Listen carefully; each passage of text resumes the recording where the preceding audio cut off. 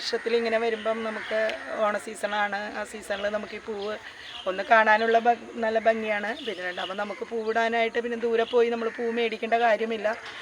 നമുക്കിടെ നാട്ടിൽ ഇങ്ങനെ ഒരു സംരംഭം എല്ലാ വർഷവും വരുന്നത് തന്നെ നല്ലതാണ്. ഞങ്ങൾ പൂ മേടിക്കാനായിട്ട് ഇവിടെ വന്ന് നമുക്ക് പൂ മേടിച്ചുകൊണ്ട് പോവാം.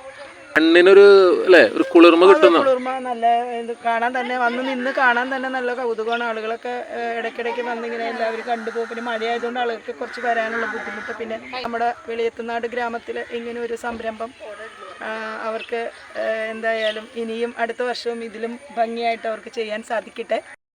നമസ്കാരം, എൻ്റെ പേര് ലെറിൻ. തരുഹ ബൊട്ടീക്കിലേക്ക് എല്ലാവർക്കും സ്വാഗതം. August 14, 2024 Taruha boutique Onam Thiruvonam special. ഇന്ന് വെളിയത്തുനാട് 5ഓളം കുടുംബശ്രീ വനിതകൾ നടത്തുന്ന ബന്ദിപ്പൂ കൃഷി ചെയ്യുന്നതിൻ്റെ വിശേഷങ്ങൾ പങ്കുവച്ച് സംസാരിക്കുന്നു. നമ്മൾ ശരിക്കും ഈ ഒരു പൂക്കൃഷി എന്തുകൊണ്ടും കേരളത്തെ സംബന്ധിച്ച് കഴിഞ്ഞ കുറേ നാളുകളായിട്ട് തമിഴ്നാടും മറ്റ് സ്റ്റേറ്റുകളിൽ നിന്നാണ് വന്നുകൊണ്ടിരുന്നത്. ഇപ്പോൾ ശരിക്കും പറയുകയാണെങ്കിൽ ഇവിടെ നാട്ടിൽ അതിൽ നമ്മുടെ ജില്ലയിൽ തന്നെ ഒരുപാട് പൂക്കൃഷി ചെയ്യുന്നുണ്ട്. അതിലേറ്റവും നന്നായിട്ട് ചെയ്യുന്നൊരു പൂക്കൃഷിയാണ് ഇവിടെ എന്നറിഞ്ഞിട്ടാണ് ഞങ്ങളിവിടെ വന്നത്.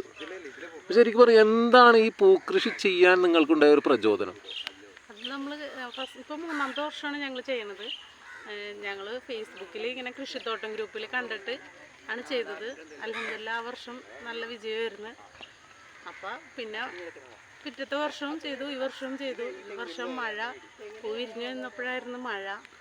ഈ കഴിഞ്ഞ വർഷം പൂക്കൃഷി ചെയ്തതാണല്ലോ, അപ്പോൾ അതിൻ്റെ തുടരെയാണ് ഇപ്പോൾ ചെയ്തത്, ഈ വർഷവും ചെയ്തത് അല്ലേ? ഇത് നിങ്ങൾക്ക് സർക്കാരിൽ നിന്ന് എന്തെങ്കിലും പ്രചോദനം എന്തെങ്കിലും ഉണ്ടായിട്ടുണ്ടോ? സർക്കാരിൽ നിന്ന് എന്തെങ്കിലും? ബ്ലോക്കിൽ ആത്മയുടെ കീഴിൽ ട്രെയിനിങ് തന്നിരുന്നു. അതനുസരിച്ചാണ് ഞങ്ങൾ ചെയ്തത്. ഇപ്പോൾ ശരിക്കും എത്ര കട പൂക്കൃഷി ഇതിനകത്ത് ഉണ്ടാവും? എത്ര അങ്ങനെ 3000 എണ്ണമാണ് നട്ടേക്കണത് അല്ലേ? അതിൽ നിന്ന് നമുക്കിപ്പോൾ 3 മാസം കൊണ്ടാണല്ലോ ഈ പൂ വിരിയ അല്ലേ ഉണ്ടാവണത്. 2 മാസത്തെ തൈയാണ് പൂവായി നിൽക്കുന്നത്. ഏതിനം തൈകളാണെന്ന് അറിയാമോ? ഇത് ഹൈബ്രിഡ് തൈകളാണ്. പേരറിയില്ല. ഈ പൂക്കൃഷി സന്തോഷമാണ്. കാണാൻ ഒത്തിരി ആൾക്കാരോട് വരുന്നുണ്ട് അല്ലേ? ശരിക്കും നാട്ടിലും അതുപോലെ തന്നെ കണ്ണിനും ഒരു കുളിർമ ഉണ്ടാവുന്ന അല്ലേ, നല്ലൊരു കാഴ്ചയായിട്ടാണ്. എത്ര സെന്റിൽ കൃഷി ചെയ്തിരിക്കുന്നത്? 80 സെന്റിലാണ്.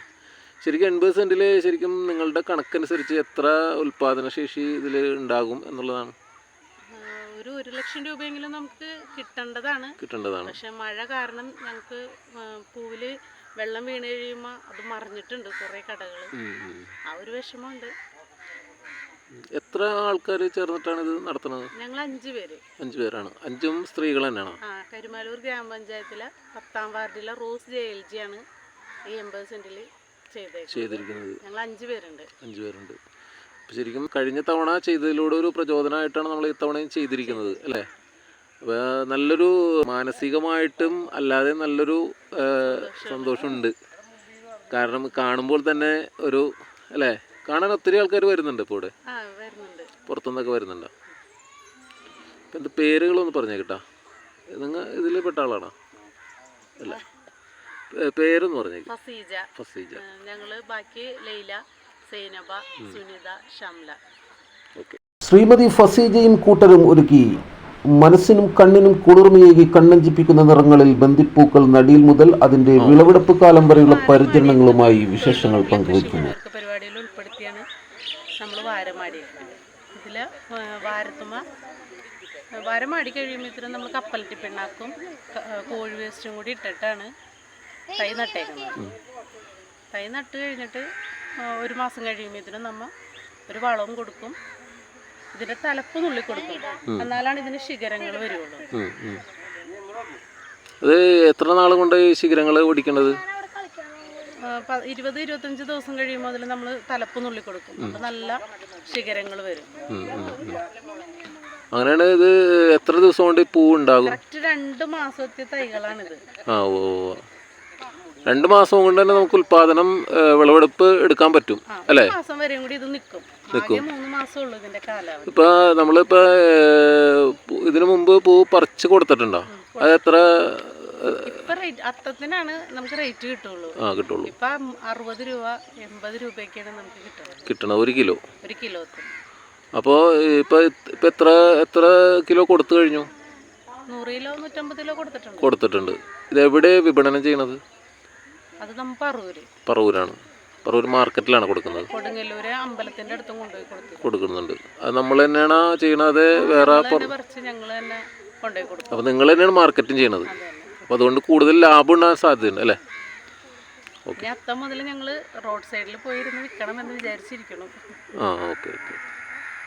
Okay thank you. Onam Thiruvonam special പരിപാടിയുമായി വീണ്ടും കാണാം. നന്ദി, നമസ്കാരം. ജെ ടൈംസിനൊപ്പം ജലാൽ. ഏവർക്കും മെഡിടെക് ഡയഗ്നോസ്റ്റിക് സെന്ററിന്റെ ഹൃദയം നിറഞ്ഞ ഓണാശംസകൾ. Meditech diagnostic centre 18 branches all over Ernakulam.